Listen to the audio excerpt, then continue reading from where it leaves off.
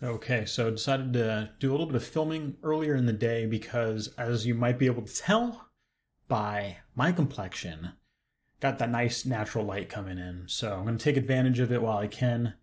It's a little bit cloudy, but there's some nice sun coming through on a beautiful Portland day. So here we go to the book.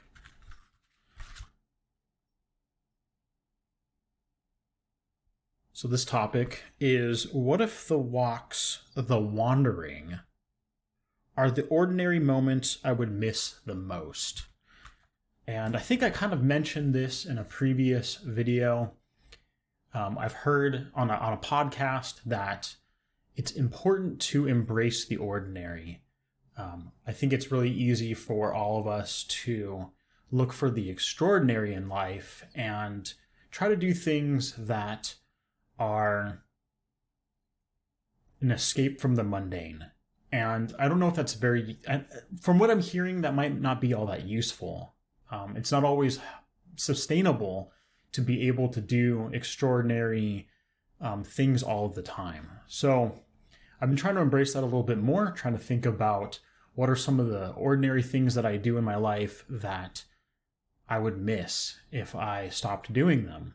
And perhaps those are the things to embrace and to look forward to. And perhaps those are the things that you find joy in. I don't know why I'm saying those are the things so many times, but we're going to go with it. So yeah, I tend to do some long walks, a couple miles each day, wander around the city, or going to a trail and walking around. That's the type of thing that I enjoy. But I think more specifically, I'm talking about the wandering around I do in the city, because I tend to do that almost daily. And most of the time, I don't really pay much attention to it. I sort of think that, hey, this is just a good way for me to get outside of my apartment, get some fresh air, and be a part of society for a little bit. It's really easy working from home to kind of get stuck in your own sort of zone and not be a part of something bigger. So I use that as a way to kind of force myself back out there, back out in the world, be social, if I want to be. So that's kind of the nice thing about wandering, is I can decide if I want to be social or not. I can kind of put my headphones on and do my own thing, or I can, pop in, get some food in a restaurant and talk to people there, or I can try to strike up conversation with strangers, which is a fun challenge to do. I highly recommend it. Go out there, talk to people around you, be friendly, be open, be vulnerable. That's what this is all about, trying to do more of that.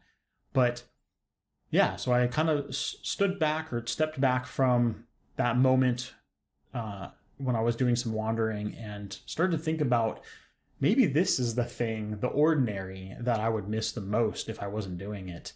And if I, kind of look back later in life, I look back on all that I've accomplished and think about what were some of the extraordinary things. Perhaps the day-to-day wanderings are actually quite extraordinary.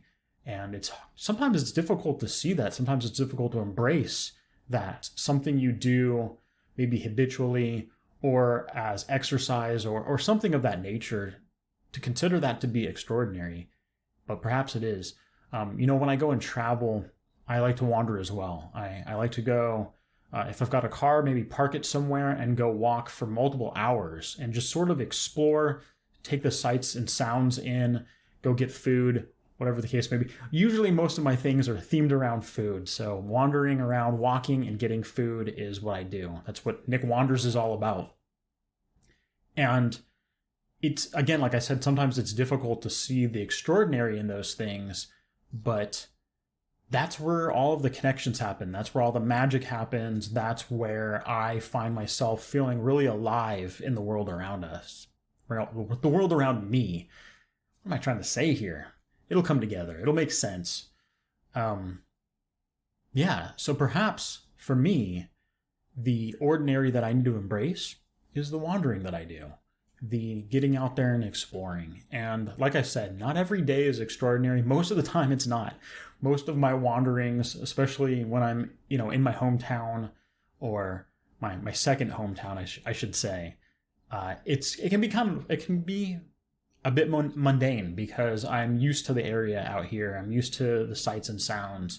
But every once in a while, it's kind of nice to slow down a little bit and see if you can notice something new in an area that you're used to. I try to do that from time to time. And that sort of also adds a little bit of that magic, that connection that maybe you're looking for, maybe I'm looking for. All right. I'm rambling too much, so I'm going to end it right here with a peace until next time.